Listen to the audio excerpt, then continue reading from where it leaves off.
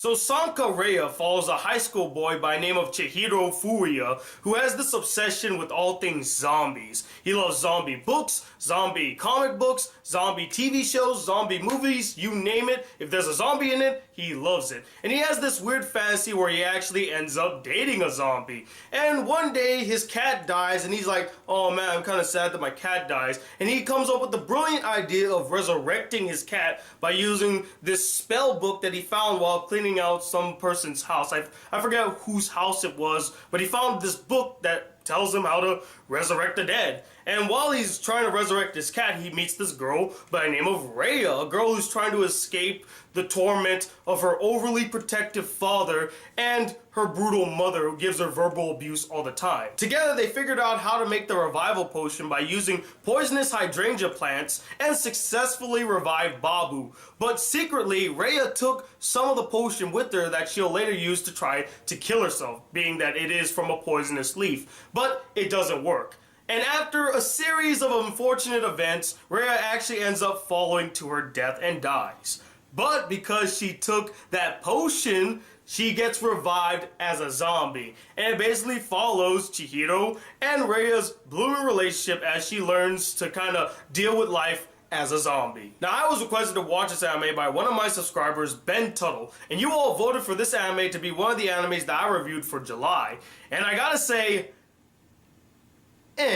it's a decent anime, but it's nothing really special. First off, as always, the animation is really solid in this anime with some really beautiful scenes now and again. Some of these scenes were just breathtaking to look at, and there were some unique character designs as well. I found it funny and rather clever how the design for Chihiro's hair made it look like he had cat ears.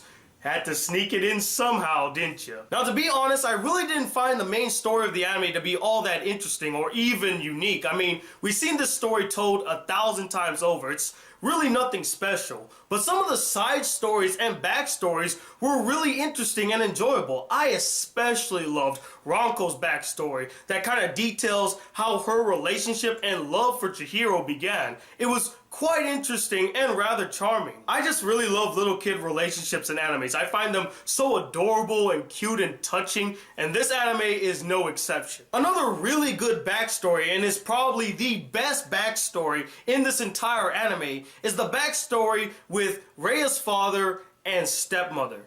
This backstory gave us so much insight on the two most despicable characters in this entire anime and gave us some understanding as to why they behave the way that they behave. Now, does that excuse them for their behavior? No, it doesn't. But it clarifies so much and brings a lot of things to light that if, they didn't bring that up, I would just continue hating those characters. But because I saw this backstory, it makes me go, I sort of kind of understand why they behave the way that they behave. Doesn't excuse them, but it clarifies so much. And I really applaud the anime for showing this element, making the two most hated characters in this entire anime three-dimensional instead of the one-note despicable characters that we already hate. And the one side story that I really like in this anime was with Meru and her friends. I thought that entire episode was so enjoyable and funny. And at a point in the episode, I was just like,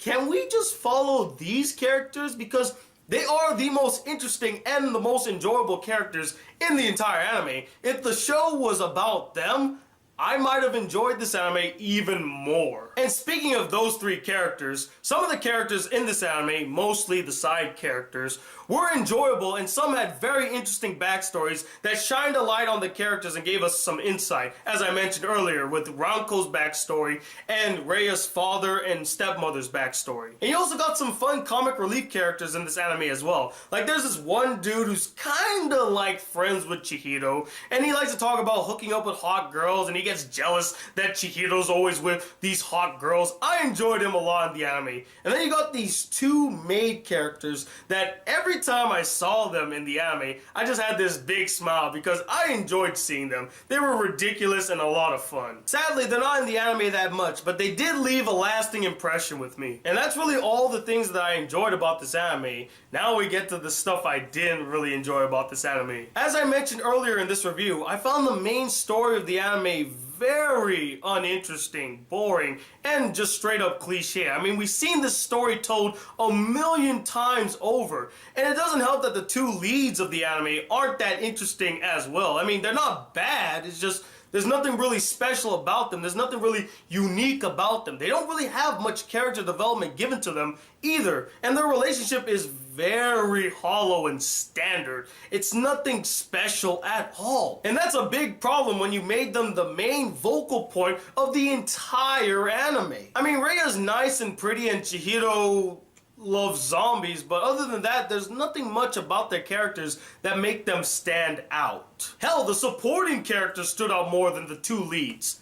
That is a shame. And kind of going hand in hand with the weak development of our two leads, there wasn't a lot of development given to many of the characters, and there wasn't a lot of exploration of some story elements that wasn't clarified by the end of the anime. The characters that I personally felt like needed more development in this anime was Chihiro's entire family, including himself, his sister Mero, his father, and his grandfather, especially the grandfather. This is a very interesting character, and I feel like there's some secrets that he's hiding, or it's because of old age that he doesn't remember these things, but they kind of subtly hint that he knows something about resurrections and stuff, and I thought they were going to explore that more by the end of the anime, but nope. It's one of the story elements that don't get picked up or completed by the end of the anime. Another interesting story element that was brought up but never fully explained, and it kind of ties in with the grandfather, is Chihiro's mother.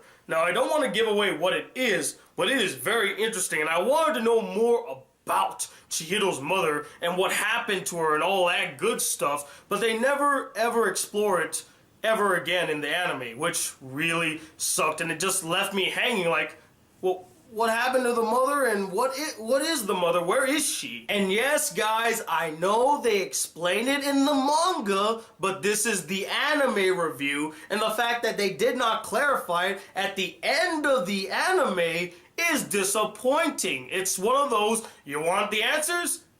Go read the manga. I hate those. Another big issue in this anime is that the tone of the anime would flip-flop from serious to comical sporadically. There was this one scene nearing the end of the anime where I couldn't even tell whether or not this scene was supposed to be comical, was it supposed to be funny, or was I supposed to take it seriously? It just really took me out of the moment. I was like, damn, dude, could you pick one tone and stick with it? Are you trying to be funny or are you trying to be serious?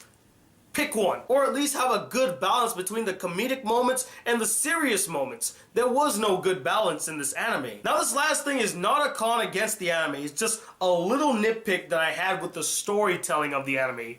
There comes a point in the anime where a character gets kidnapped in broad daylight at a crowded mall with a bunch of people standing around, and nobody came to help them.